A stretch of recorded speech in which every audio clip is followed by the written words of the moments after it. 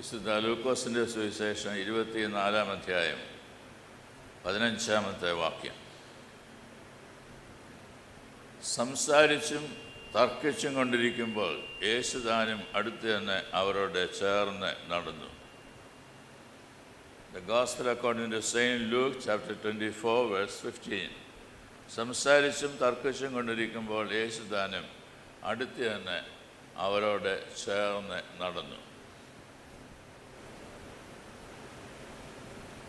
In these days of your life,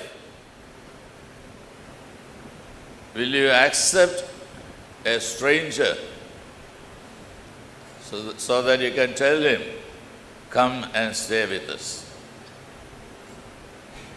ഞങ്ങളോടുകൂടെ പാർക്കുക എന്ന് പറയത്തക്കവണ്ണം അപരിചിതനായിട്ടുള്ള ഒരാളോട് കൂടെ യാത്ര ചെയ്യുവാനായും അവരെ സ്നേഹിതരായിട്ട് കണക്കാക്കുവാനായിട്ട് നമുക്ക് സാധ്യമായിട്ട് തീരുന്നു. ഇന്ന് വായിച്ചതായുള്ള വേദഭാഗം നമ്മെ ഓർമ്മിപ്പിക്കുന്നത് 2 ശിഷ്യന്മാർ യെരുശലേമിൽ നിന്ന് എമ്മൗസിലേക്ക് യാത്ര ചെയ്യുകയാണ്. അവരെ സംസാരിച്ചും തർക്കിച്ചും കൊണ്ടിരിക്കുമ്പോൾ യേശു അവരോട് ചേർന്ന് നടന്നു എന്നത്ര വായിക്കാനായിട്ട് ഇടയാവുന്നത്. എത്യോപ്യനായുള്ള ഷണ്ണൻ യാത്ര ചെയ്യുന്നതായുള്ള തേരിനോട് ചേർന്ന് ഫിലിപ്പോസ് ദൈവാത്മാവിനാൽ നയിക്കപ്പെട്ട് നടന്നു എന്ന് പറയുന്നത് പോലെയാണ് ഇവിടെ 2 ആളുകൾ അവർ സംസാരിക്കുന്നുണ്ട്, അവർ തർക്കിക്കുന്നുണ്ട്, അവർ യെരുശലേമിലേക്ക് യാത്ര ചെയ്യുകയാണ്. യെരുശലേമിൽ നിന്ന് യാത്ര ചെയ്യുകയാണ് എമ്മൗസിലേക്ക്. ആ യാത്രയിൽ അവർ സംസാരിച്ചും തർക്കിച്ചും കൊണ്ടിരിക്കുമ്പോൾ അപരിചിതനായിട്ടുള്ള ഒരാൾ തങ്ങളോട് കൂടെ ചേർന്ന് നടക്കുക. ആരാണ് എന്ന് അവർക്കറിയാൻ പാടില്ല, എന്നാൽ അവരോട് ചേർന്ന് നടക്കുകയാണ്.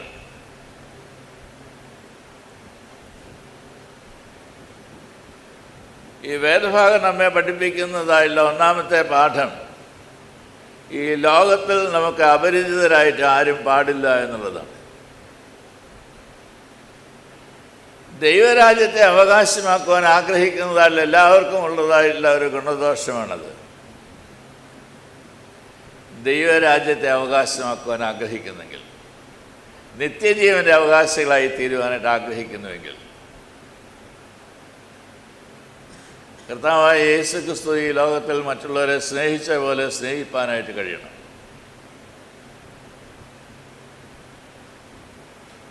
സാധു കൊച്ചുകുഞ്ഞുപദേശി നമ്മളുടെ സഭയുടെ ഉണർവിൻ്റെ കാലത്ത് സുവിശേഷം പ്രസംഗിച്ചതായിട്ടുള്ള ഒരാളാണ്.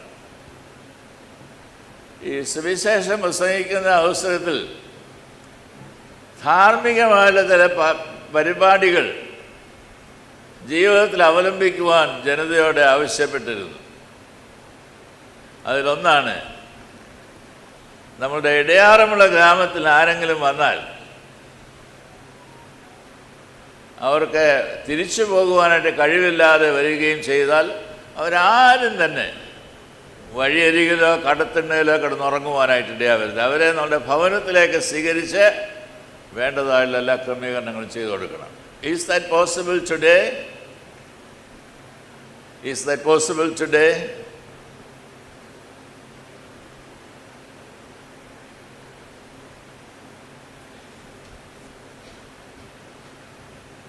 അവർ തൊട്ടു നീ തലോടി എന്നുള്ള ടൈറ്റിലോട് കൂടിയുള്ളൊരു പുസ്തകമുണ്ട്. PMA ഗഫൂർ എഴുതിയതായുള്ള പുസ്തകമാണ്. ഉയർത്തെഴുന്നേൽക്കുവാൻ ധൈര്യം നൽകുന്നതായുള്ള കഥകളും കാഴ്ചകളും എന്നാണ് അതിനെക്കുറിച്ച് പറയുന്നത്.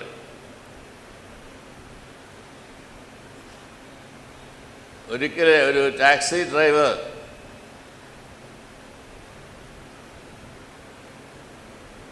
ഒരു സ്ഥലത്തെ പ്രസംഗിക്കുവാനായിട്ട് വന്നതായുള്ള പ്രാസംഗികനെ തൻ്റെ ടാക്സിയിൽ കൂടെ കൊണ്ടുപോവുകയും അദ്ദേഹത്തെ മുറിയിൽ കൊണ്ടുപോയി ആക്കുകയും ചെയ്തു. അപ്പോൾ അതിൽ പറയുന്നുണ്ട്, ആ മുറിയിൽ ചെന്ന സമയത്ത് അവിടെയൊന്നും അധികം കാര്യങ്ങളൊന്നുമില്ല.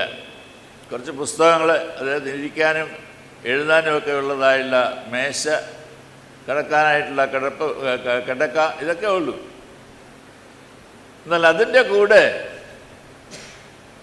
തന്നെ ഈ ലോകത്തിൽ ജീവിക്കുവാനായിട്ട് ദൈവകൃപയാൽ മുഖാന്തരമായി തീർന്നതല്ല പിതാവിൻ്റെ പടവും കൂടി വെച്ചിട്ടുണ്ട്. സ്വന്തം പിതാവ്.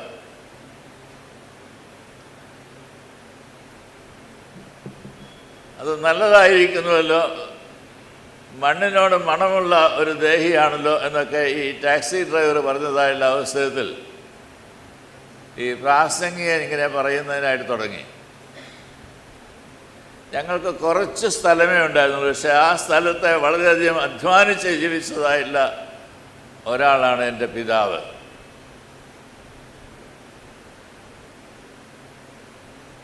ആ കർഷകനായിട്ടുള്ള പിതാവിനോട് ചേർന്ന് തന്നെ അമ്മയും അവിടെ പോയി ജോലി ചെയ്യുമായിരുന്നു. അതുകൊണ്ട് രണ്ടുപേരും കൂടിയാണ് വീട്ടിൽ നിന്ന് ഇറങ്ങി കൃഷിക്കായിട്ട് പോകുന്നത്. ഒരു ദിവസം അങ്ങനെ അവർ പോയി കൃഷിയൊക്കെ ചെയ്തുകൊണ്ടിരിക്കുമ്പോൾ ചില ആളുകൾ വന്ന് പറഞ്ഞു, നിങ്ങളുടെ വീട് തീ കത്തി. അന്ന് അവർക്കുണ്ടായിരുന്ന ഒരു മകനെ തൊട്ടിലിൽ കിടത്തി ഉറക്കിയതിന് ശേഷമാണ് അവർ ജോലിക്ക് വന്നത്. അപ്പോൾ ഇത് കേട്ടതായുള്ള അവസരത്തിൽ വളരെ വേഗത്തിൽ അവരെ വീടിൻ്റെ അടുത്തേക്ക് ഓടിച്ചെന്നു. മനസ്സിലെ ആവലാതി എന്താണെന്ന് അറിയാമല്ലോ, ഈ കുഞ്ഞിനെ എന്ത് പറ്റി കാണും എന്നുള്ളതാണ് ചിന്ത. അവിടെ ചെന്നപ്പോൾ വീട് മുഴുവൻ കത്തി ചാമ്പലായിരിക്കുന്ന കാഴ്ചയാണ് കാണുന്നത്. നെഞ്ചത്തടിച്ച് കരയുകയാണ്, നിലവിളിക്കുകയാണ്. അപ്പോൾ അയൽവക്കത്തുണ്ടായിരുന്ന ഒരു മനുഷ്യൻ വന്ന് ഒരു തുണി ഈ സ്ത്രീയുടെ കയ്യിലേക്ക് കൊടുക്കുന്ന പോലെയാണ് മറ്റുള്ളവർ കാണാനായിട്ട് സാധിച്ചത്. ആ തുണിയിൽ ഒരു കുഞ്ഞുണ്ടായിരുന്നു, അത് അവരുടെ മകനായിരുന്നു.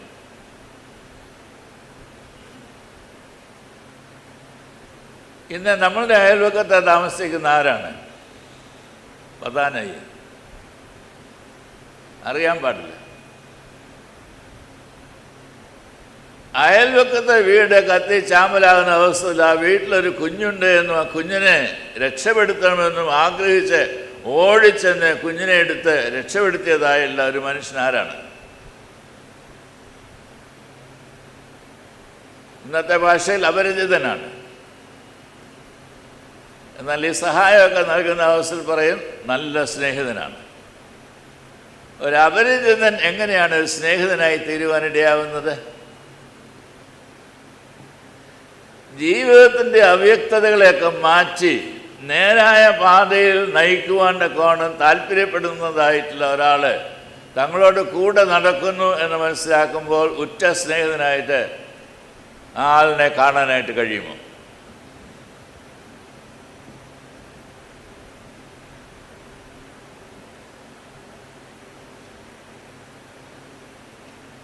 ഈ രണ്ടാളുകൾ നടക്കുന്നതായുള്ള അവസരത്തിൽ അവർ തർക്കിച്ചുകൊണ്ടാണ് നടക്കുന്നത്. വാദിച്ചുകൊണ്ടും തർക്കിച്ചുകൊണ്ടുമാണ് നടക്കുന്നത്. എന്താണ് ഈ തർക്കകാര്യം? അവർക്ക് പറയാനായിട്ടുള്ളത് രണ്ട് മൂന്ന് കാര്യങ്ങൾ മാത്രമാണ്. ഒന്ന്, ഞങ്ങളുടെ അരുമനാഥൻ ക്രൂശിക്കപ്പെട്ടു. പിന്നെ എന്താണെന്ന് പറയാൻ അറിയാമല്ല, ക്രൂശിക്കപ്പെട്ടു. ഞങ്ങളുടെ ഇടയിലുള്ള കുറേ സ്ത്രീകൾ അവിടെ പോയതിനു ശേഷം ഒഴിഞ്ഞ കല്ലറ കണ്ടു. അവനവിടെ ഉണ്ടായിരുന്നില്ല. അത് കേട്ട് ഞങ്ങൾ ശിഷ്യന്മാരിൽ ചില ആളുകൾ അവിടേക്ക് പോയി. അവരും പോയി ഒഴിഞ്ഞ കല്ലറ കണ്ടിട്ട് മടങ്ങിപ്പോന്നു.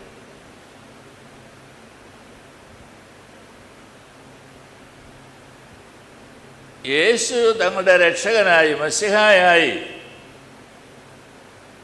ചരിത്രത്തിൽ വാഴും എന്നെ പ്രതീക്ഷിച്ചതായിട്ടുള്ള ശിഷ്യന്മാർക്ക് യേശു പ്രത്യക്ഷനായത് ക്രൂശിതനായിട്ടുള്ളൊരു യേശുവായിട്ടാണ്.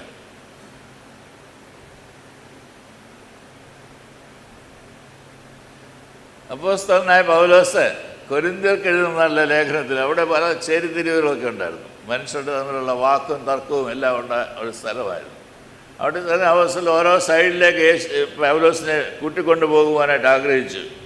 അപ്പോൾ ഈ പൗലോസ് അവരോട് പറയുന്നുണ്ട്, 2-ാമത്തെ അധ്യായത്തിന് 2-ാമത്തെ വാക്യം, 1 കൊരിന്ത്യർ, ക്രൂശിക്കപ്പെട്ട യേശുവിനെ അല്ലാതെ മറ്റാരെയും അറിയാതെ നിങ്ങളുടെ ഇടയിലിരിക്കണം എന്ന് ഞാൻ നിർണയിച്ചു. വ്യക്തമാണ്. ഞാൻ നിർണയിച്ചു, ക്രൂശിക്കപ്പെട്ട യേശുവിനല്ലാതെ മറ്റാരെയും അറിയാതെ നിങ്ങളുടെ ഇടയിൽ ഇരിക്കണം.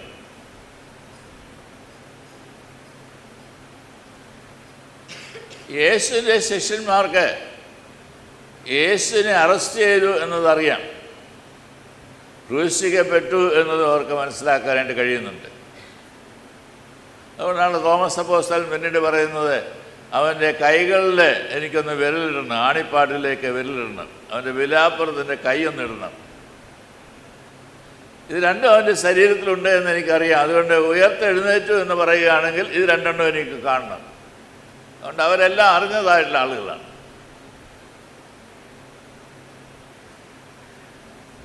എന്നാൽ ഈ കുരിശിൻ്റെ മാർഗത്തിലൂടെയാണ് ദൈവമഹത്വവാനായിട്ട് തീരുന്നതെന്നും അങ്ങനെയാണ് ഈ സർവ പ്രപഞ്ചത്തിനുമുള്ള വീണ്ടെടുപ്പ് സാധ്യമാക്കി തീർക്കുന്നതെന്നും മനസ്സിലാക്കാൻ പ്രയാസമായിട്ട് തോന്നി.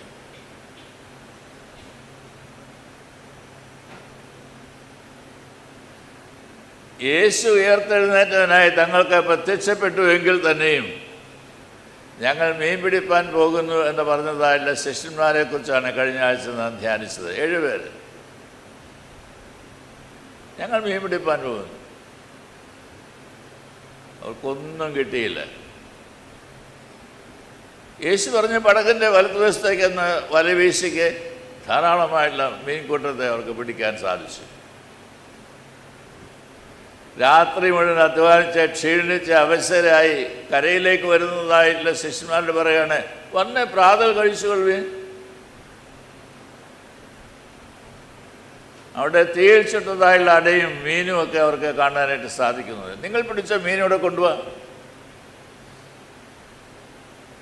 അകറ്റുകയല്ല, അടുപ്പിക്കുകയാണ് ചെയ്യുന്നത്. അകറ്റുകയല്ല, അടുപ്പിക്കുകയാണ് ചെയ്യുന്നത്.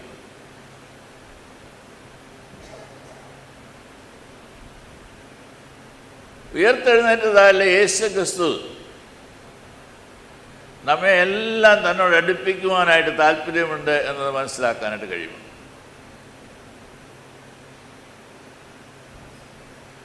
ആരും നഷ്ടപ്പെട്ടു പോകരുത് എന്നാണ് കർത്താവിൻ്റെ ആഗ്രഹം. ആരും നഷ്ടപ്പെട്ടു പോകരുത്. ഒരാൾ കെട്ടി ഞാൻ തത്തു, എന്നാൽ ബാക്കിയുള്ളവരെ എല്ലാം യഥാസ്ഥാനപ്പെടുത്തുവാൻ ആഗ്രഹിക്കുന്നതായിട്ട് കർത്താവിനെ കാണാൻ സാധിക്കുന്നത്. അവർക്കെല്ലാം വീണ്ടും വീണ്ടും പ്രത്യക്ഷനാവുകയാണ്. ഈ 2 ആളുകൾക്ക് യേശു ആരാണ് എന്നത് മനസ്സിലാക്കാനായിട്ട് കഴിയുന്നില്ല. അതുകൊണ്ട് ഒരു അപരിചിതനാണ്.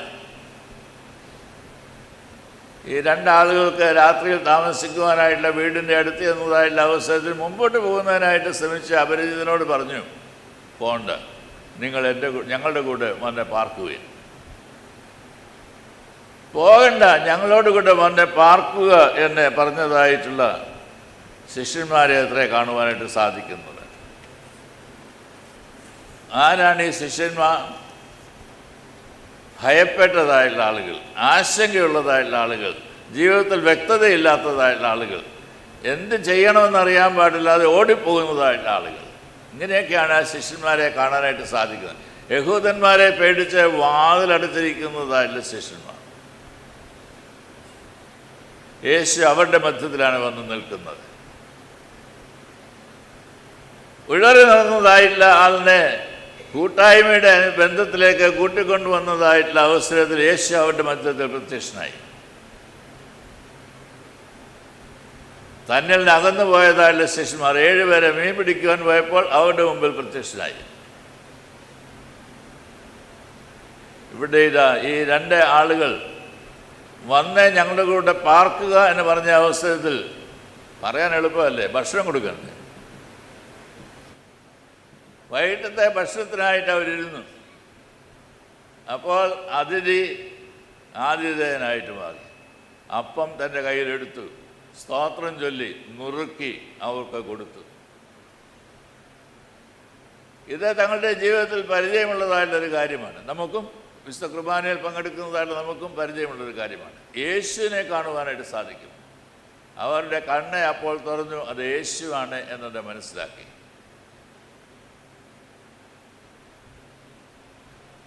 അവൻ്റെ കയ്യിൽ ആണിപ്പാടും വിലാപ്പുറത്തുള്ളതായ മുറിവുമൊക്കെ അവർക്ക് കാണുവാനായിട്ട് ഇടയായി തീർന്നു എന്ന് വേണം നാം മനസ്സിലാക്കുവാൻ. ഈ അപരിചിതനായിട്ടുള്ള ആള് ഞങ്ങൾക്ക് വേണ്ടി ക്രൂശിക്കപ്പെട്ട യേശുവാണ് എന്നത് അവർ തിരിച്ചറിഞ്ഞു. അപ്പം നുറുക്കുകയിൽ അവരുടെ കണ്ണു തുറന്നു എന്നാണ് ഇവിടെ രേഖപ്പെടുത്തിയിരിക്കുന്നത്. വിശുദ്ധ കുർബാനയിൽ സംബന്ധിക്കുന്നതായിട്ട് നമുക്ക് നമ്മുടെ കണ്ണു തുറന്ന് യേശുവിനെ കാണുവാനായിട്ട് കഴിയുമോ? നുറുക്കിയതായുള്ള അപ്പം, വാഴ്ത്തിയതായുള്ള പാനപാത്രം, ഇതിൽ നിന്നൊക്കെ നമ്മൾ ഭക്ഷിക്കുകയും കുടിക്കുകയും ചെയ്യുന്നതായുള്ള അവസരത്തിൽ വാങ്ങി ഭക്ഷിപ്പീൻ, എല്ലാവരും ഇതിൽ നിന്ന് കുടിപ്പീൻ എന്ന് പറയുന്നതായുള്ള കർത്താവിനെ തിരിച്ചറിയുവാനായിട്ട് കഴിയുമോ?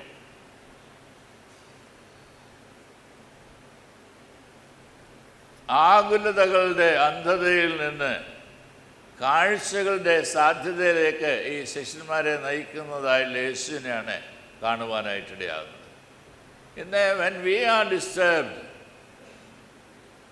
are disturbed in one way or the other, നമുക്ക് എങ്ങനെയാണ് മുന്നോട്ട് പോകേണ്ടത് എന്നുള്ള കാഴ്ച നമുക്ക് നൽകി തരുന്നതായുള്ള കർത്താവ് കൂടെയുണ്ട് എന്നത് മനസ്സിലാക്കാനായിട്ടിടയാണ്.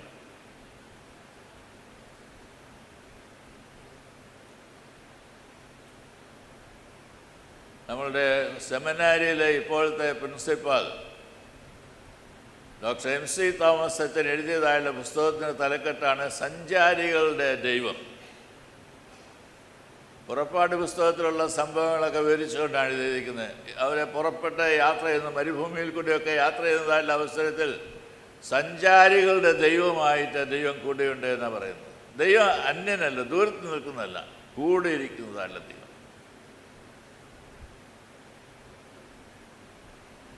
ബിഷപ്പ് ലെസ്ലി ന്യൂബിഗിൻ യേശുവിനെ കുറിച്ച് പറയുന്നതായുള്ള അവസരത്തിൽ ഇങ്ങനെയാണ് പറയുന്നത്: ഹീസ് ആൻ ഇറ്റേണൽ കണ്ടംപററി. ഇന്ന് നമ്മളോട് കൂടെ ഇരിക്കുന്നതായിട്ടുള്ള കർത്താവ് നമ്മളുടെ കാലങ്ങളെയും നമ്മളുടെ ദേശങ്ങളെയും ഈ കാലത്തെ സംഭവിക്കുന്നതായുള്ള കാര്യങ്ങളെയും എല്ലാം അറിയുന്നതായുള്ള കർത്താവെ കൂടെ ഇരിക്കുക. Is our eternal contemporary.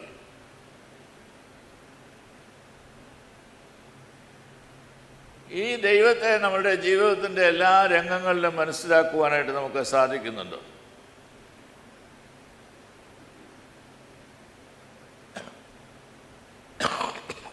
കുരിശ് എന്ന് പറയുന്നത് നമുക്ക് അപരിചിതമായുള്ള ഒന്നല്ല. എന്നാൽ കുരിശ് ശാപത്തിൻ്റേതായിട്ടുള്ള അടയാളമല്ല, അത് വീണ്ടെടുപ്പിൻ്റെയും നിത്യരക്ഷയുടെയും അടയാളമാണ്. അതുകൊണ്ടാണ് ഓരോ വിശുദ്ധ കുർബാന ശുശ്രൂഷയിൽ നാം പറയാറുണ്ട്: കർത്താവേ, നിന്റെ മരണത്തെ ഞങ്ങൾ ഓർക്കുന്നു, നിന്റെ ഉയർത്തെഴുന്നേൽപ്പിനെ ഞങ്ങൾ കൊണ്ടാടുന്നു, നിന്റെ രണ്ടാമത്തെ വരവിനായി ഞങ്ങൾ നോക്കിപ്പാർക്കുന്നു. 3 കാര്യങ്ങൾ, 3 പ്രഖ്യാപനങ്ങളാണ് നമ്മുടെ ജീവിതത്തിൻ്റെ ആകത്തുകയെ ചൂണ്ടിക്കാണിക്കുന്നതല്ല. 3 പ്രഖ്യാപനങ്ങൾ. കർത്താവേ, നിന്റെ മരണത്തെ ഞങ്ങൾ ഓർക്കുന്നു, നിന്റെ ഉയർത്തെഴുന്നേൽപ്പിനെ ഞങ്ങൾ കൊണ്ടാടുന്നു, നിന്റെ രണ്ടാമത്തെ വരവിനായി ഞങ്ങൾ നോക്കി പാർക്കുന്നു. അതാണ് ഞങ്ങൾ. ഇത് ജീവിതത്തിൽ ഒരിക്കലും മറന്നു പോകുവാനായിട്ട് ഇടയാവരുത്. എനിക്ക് വേണ്ടിയിട്ടാണ്, ഞങ്ങൾക്ക് വേണ്ടിയിട്ടാണ് കർത്താവെ കാൽവരി ക്രൂശിൽ പരമയാഗമായി തീർന്നത് എന്ന് പറയുവാനൊക്കെ നമുക്കിടയായിട്ട് തീരണം. അവൻ്റെ ഉയർത്തെഴുന്നേൽപ്പ് എനിക്ക് നൽകുന്നത് ഒരു ആഘോഷമാണ്, ജീവിതത്തിൻ്റെ ആഘോഷമാണ്, സെലിബ്രേഷൻ ഓഫ് ലൈഫ്. ജീവിതം അങ്ങനെ സെലിബ്രേറ്റ് ചെയ്യുവാനായിട്ട് കഴിയുമോ? കഴിയണം.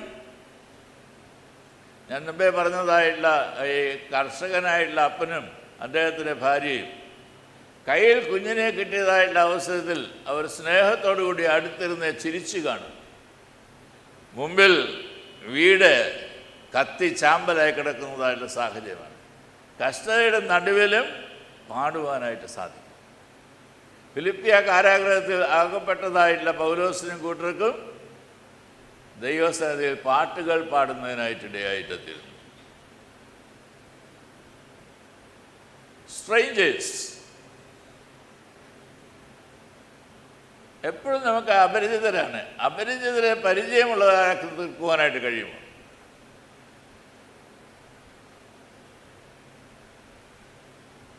ചരിത്രം ഉറങ്ങുന്നതായുള്ള ദേവാലയത്തിലാണ് ഞാൻ സംസാരിക്കുന്നത്.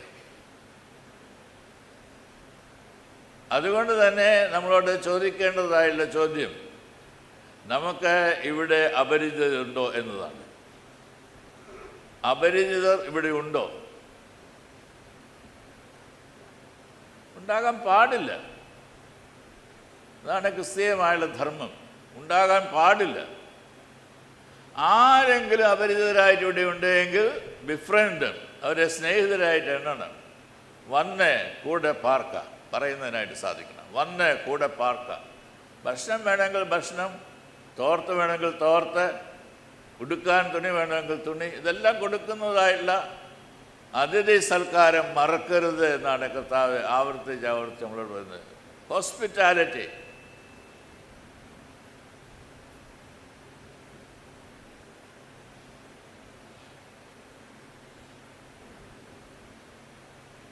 കോവിഡ് കാലഘട്ടം നമ്മളെ എല്ലാവരെയും വളരെയധികം വിഷമിപ്പിച്ചതായുള്ളൊരു സാഹചര്യമാണ്. എന്നെയും. ഞാനിന്ന് ബോംബെ ഡയസസിലാണ്.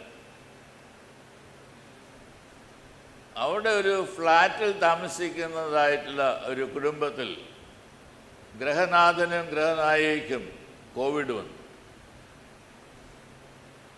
നിയമപ്രകാരം അവരെ ആശുപത്രിയിൽ കൊണ്ടുപോയേ കഴിയുകയുള്ളൂ. മക്കളുണ്ട്, എന്ത് ചെയ്യും?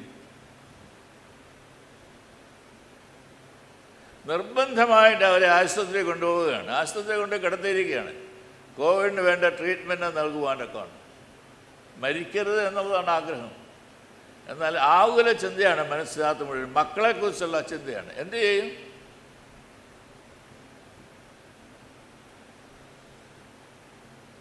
ഞാൻ അറിഞ്ഞതായുള്ളൊരു വാർത്ത നിങ്ങളോട് പറയട്ടെ. ആ വീടിന് തൊട്ടടുത്തുള്ളതായുള്ള നായകനും നായികയും ഈ കുഞ്ഞുങ്ങൾക്ക് ആവശ്യമായുള്ള ആഹാരം എല്ലാ ദിവസവും അതിൻ്റെ സമയത്ത് വാതിൽക്കൽ കൊണ്ടുവച്ചിട്ട് പോകും.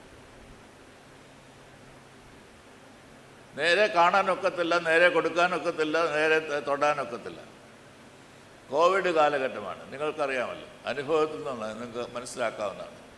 അപ്പനും അമ്മയും ആശുപത്രിയിലായിരുന്നപ്പോൾ അയൽവക്കക്കാരെ പരിചിതരായിട്ട് മാറുകയാണ്. അത് ഞങ്ങളുടെയും കൂടെ കുഞ്ഞാണ്. Not strangers, they are our friends, brothers and sisters in Christ. ദൈവരാജ്യത്തിൽ അപ്രകാരമുള്ള ഒരു ബന്ധം മാത്രമാണ് നമുക്ക് നൽകിയിരിക്കുന്നത്. ദിവ്യമായിട്ടുള്ള ദർശനം ഉൾക്കൊണ്ട് ജീവിപ്പാനായിട്ടാണ് ജീവിതയാത്രയിൽ ദൈവം നമ്മോട് ആവശ്യപ്പെടുന്നത്. നമുക്കിത് സാധ്യമായിട്ട് തീരുന്നുവോ എന്നതത്രേ ചോദിക്കേണ്ടതായുള്ള ചോദ്യം.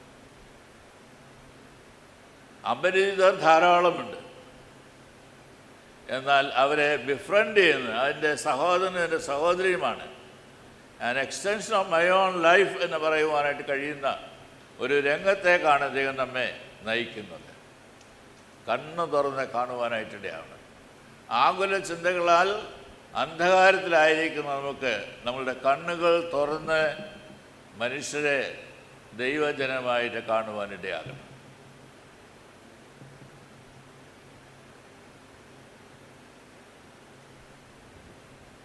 എമ്മോസ് യാത്ര നമുക്ക് പരിചയമുള്ളതായുള്ള ഒന്നാണ്. യേശുവാണ് അവരോട് കൂടെ ചേർന്ന് നടന്നത് എന്നൊക്കെ നമുക്ക് മനസ്സിലാക്കാനായിട്ട് ഇടയാവുന്നുണ്ട്. എന്നാൽ അങ്ങ് വീടുകളിൽ പാർക്കുവാനായിട്ട് പോകുന്ന അവസരം വരെ മനസ്സിലായില്ല. വീട്ടിൽ അവരെ കൂടെ ചേർക്കുകയാണ്, യേശുവിനെ കൂടെ ചേർക്കുകയാണ്. വന്നേ പാർക്കുക, നീ പോകണ്ട, ഞങ്ങളുടെ കൂടെ പാർത്താൽ മതി, വന്നേ പാർക്കുക. അവർ ഭക്ഷണത്തിലിരിക്കുന്നതായുള്ള അവസരം കണ്ണു തുറന്നത് യേശുവാണ് എന്നറിഞ്ഞു. ഉടനെ യേശു അപ്രത്യക്ഷനായി. പിന്നെ ഒരു കാര്യം കൊണ്ട് സംഭവിക്കുന്നുണ്ട്. ഈ രണ്ടാളുകൾ അവിടെ താമസിച്ചില്ല. ആ രാത്രി തന്നെ 7 മൈൽ ദൂരമുള്ളതായിട്ട് യെരുശലേമിലേക്ക് യാത്ര ചെയ്ത് തൻ്റെ സഹശിഷ്യന്മാരോട് പറയുന്നതിനായിട്ട് പോവുകയാണ്, ഞങ്ങൾ യേശുവിനെ കണ്ടു. സുവിശേഷവാഹകരായിട്ട് തീരുകയാണ്. യേശുവുമായുള്ള സംസർഗം അനുഭവിപ്പാനായിട്ട് ഇടയായിത്തീരുന്നതായിട്ടുള്ള എല്ലാവർക്കും ഈ ലോകത്ത് നൽകപ്പെട്ടിരിക്കുന്ന ദൗത്യമാണ് സുവിശേഷവാഹകരാകുക.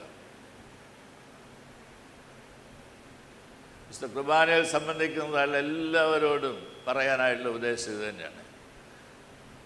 നിങ്ങൾ വിശുദ്ധ കുർബാനയിൽ പങ്കെടുത്ത് കർത്താവിനെ മനസ്സിലാക്കുമ്പോൾ, കർത്താവ് ആകണ ഈ ശരീരവും ഈ രക്തവും എന്നൊക്കെ തിരിച്ചറിയുന്നതായുള്ള അവസരത്തിൽ സുവിശേഷവാഹകരായിട്ട് ലോകത്തിലേക്ക് ഇറങ്ങിപ്പോകുവാനായിട്ടാണ് നിയോഗിക്കുന്നത് എന്ന തിരിച്ചറിവ് നമുക്കുണ്ടാവണം. കർത്താവെ, നിന്നെ കണ്ടവരായി നീയുമായുള്ള സംസർഗം അനുഭവിച്ചവരായി ഈ ലോകത്തിലേക്ക് ഇറങ്ങിച്ചെന്ന് യേശു ഇന്നും ജീവിക്കുന്നു എന്നത് സാക്ഷിപ്പാൻ ഞങ്ങളെ ഓരോരുത്തരെയും ശക്തീകരിക്കണമേ എന്ന ദൈവസന്നിധിയിൽ പ്രാർത്ഥിക്കാം. പ്രാർത്ഥനയ്ക്കായിട്ട് തങ്ങളെ വണക്കാം.